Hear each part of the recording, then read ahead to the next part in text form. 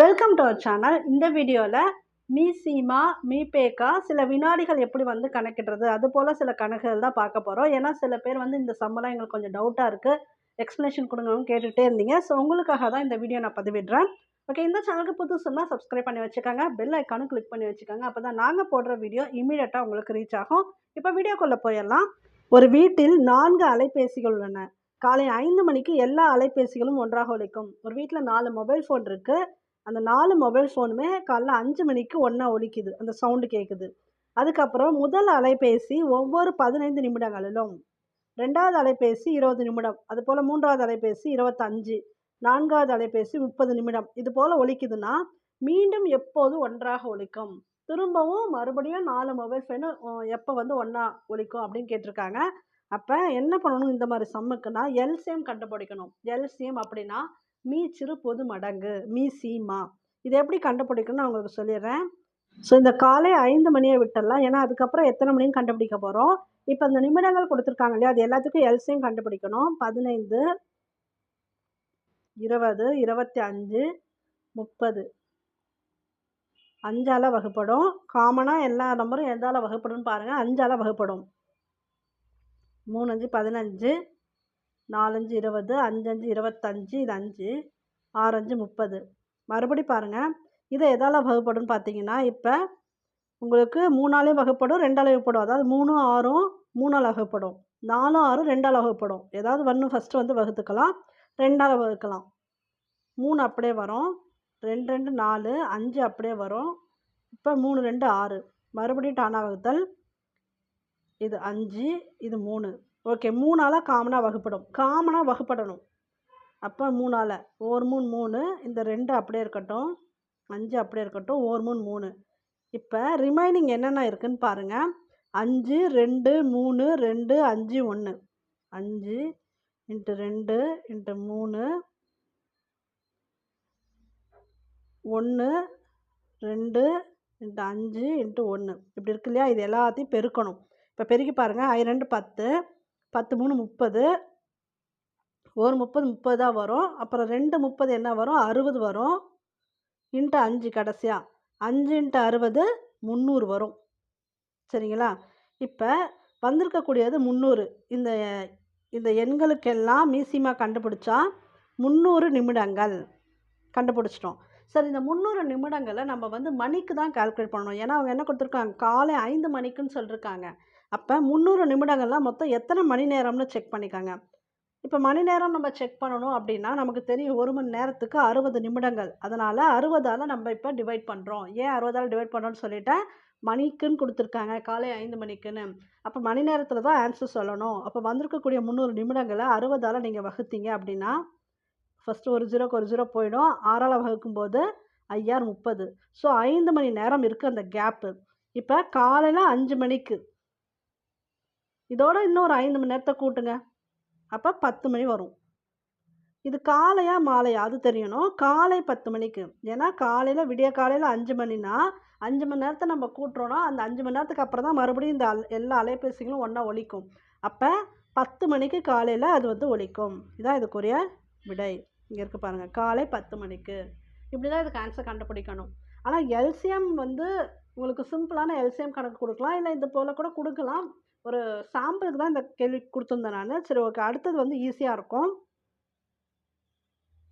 இது பாருங்கள், இரு எண்களின் மீசிமா, அதாவது எல்சிஎம் 432, அவற்றின் மீபேக்கா, அதாவது மீ பெரு பொது காரணி 36, ஒரு எண் 108, இன்னொரு எண் என்ன? இது போல் சிம்பிள் கேள்விகள் கேட்கலாம். எல்சிஎம்மில் கேட்கணும்னு நினச்சாங்கன்னா இது போல் கேட்கலாம். சரி, இப்போ கொடுத்துருக்காங்க, இதுக்கு ஒரு ஃபார்முலா இருக்குது. அது என்னென்னா 2 எண்களோட பெருக்கற் பலன் அப்படிங்கிறது. இங்கே இருக்குது பாருங்கள், 2 எண்களின் பெருக்கற் பலன் இஸ் ஈக்குவல் டு அவற்றின் மீபேக்கா இன்ட்டு மீசிமா. மீ பெரு பொது காரணி, மீச்சிறு பொது மடங்கு, இது ரெண்டுத்தையும் பெருக்கினா இந்த 2 எண்களை பெருக்கற் பலத்துக்கு சமமாக வரும். இதுதான் அதுக்குரிய ஃபார்முலா. இப்போ அவங்க ஒரு எண் கொடுத்துட்டாங்க. ஒரு எண் என்னது? 108 இங்கே கொடுத்துருக்காங்க. இன்னொரு எண் தெரியாது. அப்போ என்ன பண்ணிக்கலாம்னா 108 × எக்ஸ்ன்னு வச்சுக்கலாம். மற்றொரு எண் தான் கண்டுபிடிக்கணும். மற்றொரு எண் என்னன்னு கேட்குறாங்க, அதுதான் எக்ஸ்ன்னு வச்சுக்கிறோம். இப்போ என்ன கொடுத்துருக்காங்க ஃபார்முலாவில்? மீ பெரு பொது காரணி எது மீப்பெரு பொது காரணி? இந்த 2 எண்களுக்கு அதையும் குடுத்துருப்பாங்க. இங்க ஆன்ஸருக்கு பாருங்க. 36. அதோட மீசிமா மீச்சிறு பொது மடங்கு என்ன 452 இன்ட்டு 452. சாரி 432. இத போட்டுட்டோம். இப்ப எக்ஸ் வேல்யூ கண்டுபிடிக்கணும் அப்படின்னா, இந்த எக்ஸ மட்டும் இந்த சைடு வச்சுக்கிட்டு மீதி எல்லாத்தையும் அந்த சைடு கொண்டு போயிடணும்.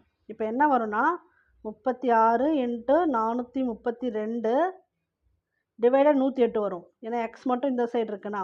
இத நீங்க அடிச்சிட்டீங்கன்னா உங்களுக்கு ஆன்சர் கிடைச்சிரும். இத நீங்க அப்படியே கிராஸ் பண்ணி பாருங்க. உங்களுக்கு என்ன ஆன்சர் வரும்? 144 வரும். ஸோ இப்படி தான் இந்த சம் கண்டுபிடிக்கணும். இதுக்கு இதான் ஃபார்முலா. இது வந்து புக் பேக் கொஸ்டின்ல வரும். அதனால தான் இது குடுத்துருக்கேன். இது வந்து தெரிஞ்சுக்கங்க. இப்ப அதே போல இன்னொரு சம் கீழ இருக்கு. இரு சார்பகா எண்களின் மீசிமா 5005. ஓர் எண் 65 எனில் மற்றொரு எண் என்ன? சேம் ஃபார்முலா தான். ஆனா என்னன்னு குடுத்துட்டாங்க? இங்க வந்து சார்பகா எண்கள் குடுத்துட்டாங்க. அதோட எல்சிஎம் மட்டும் தான் குடுத்துருக்காங்க. அதாவது மீச்சிறு பொது மடங்கு மட்டும் தான் குடுத்துருக்காங்க. மீபேக்கா குடுக்கல. அப்ப மீபேக்கா இருந்தா தான் நம்மளால ஆன்சர் கண்டுபிடிக்க முடியும். ஏன்னா இன்னொரு எண் எக்ஸ்ன்னு வச்சுக்க போறோம். ஓகேங்களா? ஆனா இதோட மீபேக்கா என்னன்னு நம்ம தான் கண்டுபிடிக்கணும். இது எப்படி ஈஸியா கண்டுபிடிக்கிறது அப்படின்னா, இவங்க குடுத்துருக்கக்கூடிய க்ளூ என்னன்னா, இரு சார்பகா எண்கள்னு குடுத்துருக்காங்க. சார்பகா எண்கள் அப்படின்னா, போன வீடியோலயே சொல்லியிருக்கேன். ஒரு 2 நம்பர் இருக்கு அப்படின்னா, அந்த 2 நம்பர காமனா ஒரு எண்ணால வகுக்கணும். தனித்தனியா கிடையாது. இப்ப ஃபார் எக்ஸாம்பிள் இதோட ஆன்சர் வச்சு நம்ம வந்து செக் பண்ணிக்கலாம். ஒரு எண் 65, இப்ப இன்னொரு எண் 77 கண்டுபிடிக்கிறோம். கண்டுபிடிக்கிறது எப்படின்னு சொல்றேன். இப்ப சார்பகா எண்ணுக்கு நான் எக்ஸ்பிளனேஷன் குடுத்துட்டுருக்கேன். இந்த சார்பகா எண்ணின்னா இது 2 சார்பகா எண்கள். ஏன்னா, இந்த 2 நம்பர காமனா ஒரு எண்ணால உங்களால வகுக்க முடியாது. அப்படி இருந்துச்சுன்னா அதுதான் சார்பகா எண்.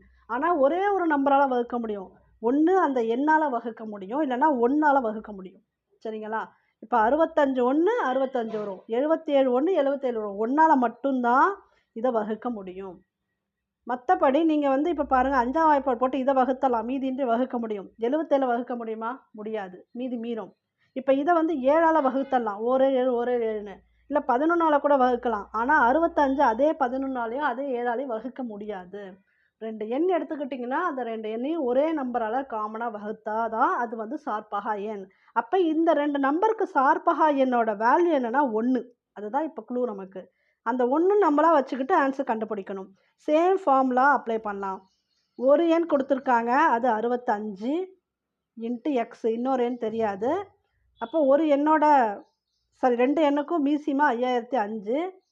அந்த 2 எண்ணுக்கும் மீப்பெரு பொது காரணி 1. அதான் இப்ப கண்டுபிடிச்சோம். ஏன்னா அது 2 சார்பகா எண். இப்ப இத நீங்க பெருக்கிட்டீங்கன்னா 5005 அப்படியே வரும். அப்ப உங்களுக்கு எக்ஸ் வேல்யூ தெரியணும்னா, இந்த 65 கீழ கொண்டு வந்துருங்க. அப்ப எக்ஸ் வேல்யூ கண்டுபிடிச்சிடலாம். இப்ப இத நீங்க 5005 65 போட்டீங்கன்னா உங்களுக்கு 77 வரும். இதான் இதுக்குரிய ஆன்சர். ஸோ இது போல மாடல் சம்மு இது புக் பேக் கொஸ்டின் குடுத்தாங்கன்னா ஈஸி தான் ஆன்சர் வந்து கண்டுபிடிச்சிடலாம். முழுவதுமாக நிரப்பப்பட்டுள்ள 80 லிட்டர் 100 லிட்டர் மற்றும் 120 லிட்டர் கொள்ளளவு உள்ள கலன்களில் பாலினை சரியாக அளக்கக்கூடிய பாத்திரத்தின் அதிகபட்ச கொள்ளளவு. சரி, ஒரு மீசிமா கணக்கு எப்படி போறதுன்னு சொல்லி கொடுத்துட்டேன். இப்போ வந்து உங்களுக்கு மீப்பெரு பொது வகுத்தி எப்படி கண்டுபிடிக்கிறது அப்படிங்கிறதுக்கு ஒரு ஃபார்மல் சம் சொல்லி கொடுத்துட்றேன். இப்போ வந்து இது போல் கொடுத்துருக்காங்க. இது அதிகபட்ச கொள்ளளவு என்ன? இது மூணுமே காமனாக வந்து அவங்க லிட்டரில் இப்போ ஃபில் பண்ணணும். அப்போ அதிகபட்ச கொள்ளளவு என்ன அப்படின்னு கேட்குறாங்க அப்படின்னா, இதுக்கு நீங்கள் மீப்பெரு பொது வகுத்தி தான் கண்டுபிடிக்கணும். அதுக்கு என்ன பண்ணால் தனித்தனியாக கண்டுபிடிக்கணும். இப்போ 80 இருக்குன்னா 80 இப்போ 2ஆல வகுப்படுதா? அப்படியே 2ஆம் வாய்ப்பாடு போடுங்க. 20 அடுத்து 2 10 வரும். இதுக்கப்புறம் வந்து 5ஆல கூட போட்டுக்கலாம். 5 10. சரி, இப்போ எத்தனை இருக்குது இதில் வேல்யூ பார்த்தீங்கன்னா 2 வந்து 4 தடவை இருக்குது. 2 பவர் 4 இன்ட்டு 5 வந்து ஒரு தடவை இருக்குது. இதை ஞாபகம் வச்சுக்கோங்க. அடுத்து வந்து என்ன கொடுத்துருக்காங்க 100. 100க்கு 2ஆம் வாய்ப்பாடு போடலாம். 25 5 5 25. இப்போ இதோட வேல்யூ என்ன? 2 power square into 5 power 2. 5 power square ஏன்னா 2 தடவை இருக்குது அதனால. அடுத்து 120. இதுக்கு நீங்கள் தனித்தனியாக தான் போட்டு கண்டுபிடிக்கணும். மீசிமானா காமனாக போட்டுருவீங்க. ஒரே டானவத்தில் போட்டுடலாம். இது வந்து மீப்பெரு பொது வகுத்தினா தனித்தனியாக கண்டுபிடிக்கணும். இப்போ 6 2 12 32 60 வரும். இங்கே 15, இது 30 ஆக்சுவலாக. மறுபடியும் 5ஆம் வாய்ப்பாடு 3 5 15. இதில் என்ன இருக்குன்னா 2 பவர் கியூப் இருக்குது, 3 தடவை வந்திருக்கு 2. 5 பவர் 1 இருக்குது, அப்புறம் ஒரு 3 இருக்குது. 3 வந்து நீங்கள் போட்டாலும் ஓகே, இல்லைனாலும் ஓகே. ஏன்னா எல்லாத்துலேயும் காமனாக வரணும். இப்போ மீப்பெரு பொது வகுத்திக்கு காமனாக எல்லாத்துலேயும் வந்திருக்கக்கூடிய எண் எதுன்னு பார்க்கணும். 3 வந்து எல்லாத்துலேயும் காமனாக இல்லை, அதனால் 3 விட்டுடலாம், தேவையில்லை, அதை எடுத்துக்க வேணாம். இப்போ வந்து 2 வந்து பவரில் 4 இருக்குது, 2 பவர் 2 இருக்குது, 2 பவர் 3 இருக்குது. இப்போ நீங்கள் மீப்பெரு பொது வகுத்தி எடுக்கும்போது குறைந்தபட்ச அடுக்கு மதிப்பீடு எடுத்துக்கணும். ஒருவேளை 2 மட்டும் இருந்தால் 2 மட்டும் எடுத்துக்கலாம். குறைந்தபட்ச அடுக்கு மதிப்பீடு எவ்வளோ? 2 பவர் 2 தான். இது 3, இது 4. ஸோ அந்த 2 பவர் 2 அப்படியே எடுத்துக்கணும். அப்புறம் 5 பவர் 1 இருக்குது, 5 பவர் 2 இருக்குது, 5 பவர் 1 இருக்குது. இதில் குறைந்தபட்ச மதிப்பீடு என்ன? 5 பவர் 1. அப்போ 5 பவர் 1 தான் எடுத்துக்கணும். 3 எடுக்க தேவையில்லை. 3 வந்து 3த்துலேயும் காமனாக இருந்தால் மட்டும்தான் நீங்கள் எடுக்கணும். ஏன்னா பொது வகுத்தியை கண்டுபிடிக்கிறோம். அப்போ அந்த 3 நம்ம விட்டுடலாம். இப்போ பாருங்கள், 2 ஸ்கொயர் வேல்யூனா 2 × 2 × 5. அப்போ 2 4, 4 5 20. ஸோ இதுக்குரிய ஆன்சர் 20. 20 லிட்டர் இருந்துச்சுன்னா ஓகே. அந்த பாத்திரத்தோட அதிகபட்ச கொள்ளளவு எவ்வளோ இருக்கணும்? 20 லிட்டர் இருந்துச்சுன்னா இது எல்லாத்தையுமே காமனாக அளக்க முடியும்.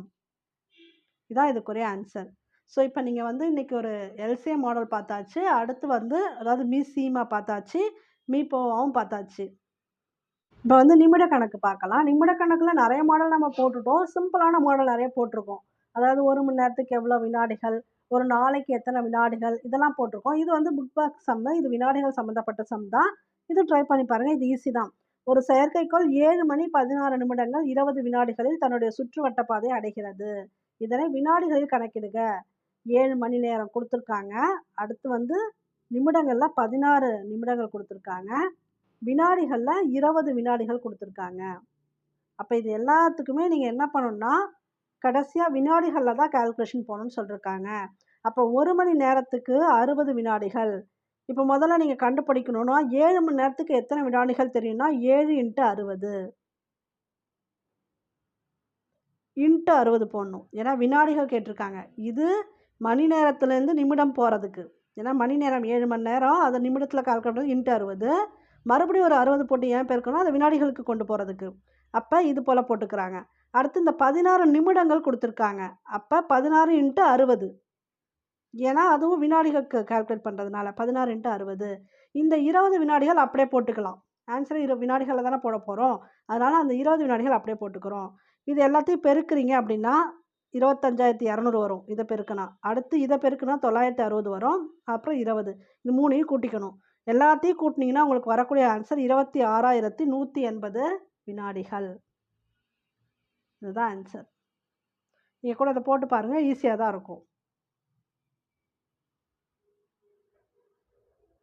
இப்போ இது ஒரு டைப் ஆஃப் சம். என்னென்னா முற்பால் 7 மணிக்கு சரியான நேரத்தில் ஒரு கடிகாரம் வைக்கப்பட்டிருக்கு. இது வந்து மணிக்கு 2 நிமிடங்கள் வீதம் தாமதமாக இயங்குது. பிற்பகல் 6 மணிக்கு அந்த கடிகாரம் காட்டும் நேரம் என்ன? காலையில் 7 மணிக்கு ஒரு கடிகாரம் டைம் ஃபிக்ஸ் பண்ணியிருக்காங்க. ஆனால் அது என்ன ஆகுதுன்னா ஸ்லோவாக ஓடுது. எவ்வளோ நேரம் ஸ்லோவாக ஓடுதுன்னா 1 மணி நேரத்துக்கு 2 நிமிஷம் ஸ்லோவாக ஓடுது. அப்போ இடைப்பட்ட கேப் நிறைய இருக்குது. பிற்பகல் 6 மணிக்கு அது என்ன டைம் காட்டும்னு கேட்டிருக்காங்க. அது காட்டக்கூடிய டைம் வந்து பிற்பகல் 5 மணி 38 நிமிடங்கள் காட்டும். பிற்பகல், முற்பகலில் வச்சது பிற்பகலில் காட்டும். இது எப்படி வந்துச்சு அப்படிங்கிறத இப்போ பார்த்தலாம். 1 மணி நேரத்தில் கடிகாரம் தாமதமாக இயங்கும் நேரம் எவ்வளோ? 2 நிமிஷம். 11 மணி நேரத்தில் கடிகாரம் தாமதமாக இயங்கும் நேரம்னா கிட்டத்தட்ட 11 மணி நேரம் கேப் வரும். ஏன் 11 மணி நேரம் கேப் வருது அப்படின்னா இவங்க எத்தனை மணிக்கு காலையில் வச்சுருக்காங்க டைமு? 7 மணிக்கு வச்சுருக்காங்க. இந்த 7 மணிலேருந்து நீங்கள் கால்குலேட் பண்ணி பிற்பகல் 6 மணி இருக்கு இல்லையா, இதுக்கு இடைப்பட்ட டைம் நீங்கள் கால்குலேட் பண்ணிங்க அப்படின்னா நீங்கள் வந்து கைவிட்டு கூட எண்ணிக்கலாம் எத்தனை மணி நேரம்னு. 11 மணி நேரம் வரும் கேப்பு. காலையில் 7லேருந்து ஈவினிங் 6 மணி வரைக்கும் அவங்க டைம் கொடுத்துருக்காங்கன்னா 11 மணி நேரம் வரும். அப்போ 11 மணி நேரத்துக்கு 2 நிமிஷம் ஸ்லோவாக தான் அது வந்து ஓடுது. அப்படி போட்டால் 11 × 2 22 நிமிடங்கள் அது ஸ்லோவாக ஓடுது. அப்போ 6 மணிலேருந்து நீங்கள் 22 நிமிஷத்தை கழிக்கணும். 6 மணி நேரத்துலேருந்து 22 நிமிஷத்தை கழிச்சிட்டிங்கன்னா உங்களுக்கு டைம் தெரிஞ்சிடும். அப்போ 22 நிமிஷத்தை கழிச்சா என்ன வரும்? 5 மணி 38 நிமிடங்கள். இதுதான் இதுக்குரிய சரியான விடை. இங்கே இருக்க பாருங்கள், இதுதான் இதுக்குரிய சரியான விடை. பிற்பகலா முற்பகலான்னு தெளிவாக பார்த்துக்கணும். பிற்பகல். 3 வாரங்கள் எத்தனை நாட்கள்? இதெல்லாம் புக் பேக் கொஸ்டின். ஆனால் இது ஈஸி தான். 3 வாரம் தெரியும் நமக்கு. 21 நாட்கள். 21 இல்லையா, அதனால் 21 நாட்கள். இதெல்லாம் ஆல்ரெடி பார்த்துருக்கோன்னு நினைக்கிறேன். நான் அடிக்கடி பார்த்துருக்கோம். இத்தனை மணிக்கு வைக்கிறாங்க, அதாவது நைட்டு 10:35. இது வந்து ரயில்வே டைம். நைட்டு 10:35க்கு வைக்கிறாங்கன்னா 5 மணி நேரம் கழித்து காலையில் டைம் வந்துடும். 3:35 மணி வரும். இந்த 5 மணி நேரத்தை நீங்கள் கூட்டி பாருங்கள். இதோட நைட்டு 10:35 ஒரு 5 மணி நேரம் கூட்டிங்கன்னா இது வந்து ஏர்லி மார்னிங் 3:35 வரும் ஆன்சர். 1/5 சதவீதமாக எழுதுக. இதுவும் டவுட் கேட்டிருந்தீங்க. ஆல்ரெடி நான் வீடியோவில் இப்போ போட்டிருக்கேன். ரீசெண்ட் வீடியோவில் கூட அது போட்டிருக்கேன். நீங்கள் கவனிச்சுனாலும் தெரியல. ரெகுலராக வீடியோஸ் பாருங்கள். நிறைய சம் கவர் பண்ணியிருப்பேன். சரி, ஓகே. இருந்தாலும் உங்களுக்கு சொல்கிறேன். 1/5 வந்து சதவீதமாக மாற்றணும்னா இங்கே கீழே கொடுத்துருக்கிறது புக்கு பேஸ் பண்ணி கொடுத்துருப்பேன். இது உங்களுக்கு புரியலைன்னா நான் சிம்பிளாக சொல்லிடுறேன். இப்போ இந்த 1/5 இருக்கு இல்லையா, இன்ட்டு 100 போடுங்க. அவ்வளோதான். இது போட்டிங்கன்னா உங்களுக்கு இதோட சதவிகிதம் என்னன்னு தெரிஞ்சிடும். இதை அடிச்சிட்டிங்கன்னா 20. அவ்வளோதான் இதோட சதவிகிதம். அடுத்து கீழே அந்த புக் பேக் சம்ம கொடுத்துருக்கேன். 7/4 சதவீதமாக மாற்றுக. இதை கூட மாற்றி ஆன்சர் போடுங்கன்னே சொல்லியிருந்தேன். 7/4 இன்ட்டு 100. அவ்வளோதான். இதோட 100 வச்சு பெருக்கிங்க. கொடுத்துருக்கக்கூடிய இந்த பின்ன மதிப்புக்கு 100 வச்சு பெருக்கிட்டிங்கன்னா உங்களுக்கு வந்து ஆன்சர் தெரிஞ்சிடும். நாங்க 8, மீது 2, 20. 7 இன்ட்டு 25 175. டேரெக்டாக பெருக்கிட்டிங்கன்னா உங்களுக்கு ஆன்சர் வந்துடும். 175 சதவிகிதம். இதான் இதுக்குரிய விடை. சரி, நம்பராக கொடுக்காம பின்ன மதிப்பு அவங்க கொடுக்காம நம்மளா கண்டுபிடிச்சி போகிற மாதிரி இப்படியும் கொடுக்கலாம். மொத்தமாக ஒரு 20 மணிகள் இருக்குது. 5 மணிகள் சிவப்பு எனில் சிவப்பு மணியின் சதவீதம் என்னன்னு கொடுத்துருக்காங்க. அப்போ மொத்த மதிப்பு கொடுத்தா அதை கீழே போட்டுக்கணும் 20. அதில் 5 மணிகள் வந்து சிவப்பா, 5 வந்து மேலே போட்டுக்கிறோம். அப்போ சிவப்பு மணியோட சதவீதம் கேட்டிருக்காங்களா, இன்ட்டு 100. அவ்வளோதான். இப்படி போட்டிங்கன்னா இதுக்கு வந்து உங்களுக்கு ஆன்சர் தெரிஞ்சிடும். 0க்கு 0 போச்சு. 2 10 5 5 25. 25 சதவிகிதம். சதவீத கணக்கு ஈஸி தான். இப்படி போட்டால் உங்களுக்கு ஈஸியாக இருக்கும். ஓகே, இப்போ ஓரளவுக்கு நீங்கள் கேட்ட டவுட்ஸ்லாம் கிளாரிஃபை பண்ணுறேன்னு நினைக்கிறேன். உங்களுக்கு வேறு ஏதாவது டவுட் இருந்ததுன்னா நீங்கள் வந்து மெசேஜில் போடுங்க, இல்லை சாரை கூட மெசேஜ் பண்ணுங்கள். பட் எப்போ டைம் கிடைக்குதோ அது போல் நான் கலெக்ட் பண்ணி ஒரு நாள் போகிறேன். அது வரைக்கும் கொஞ்சம் வெயிட் பண்ணுங்கள். ஓகே, தேங்க்யூ ஃபார் வாட்சிங். இந்த சேனலுக்கு புதுசு அப்படின்னா சப்ஸ்கிரைப் பண்ணிக்கோங்க. பெல் ஐக்கானும் கிளிக் பண்ணி வச்சுக்காங்க.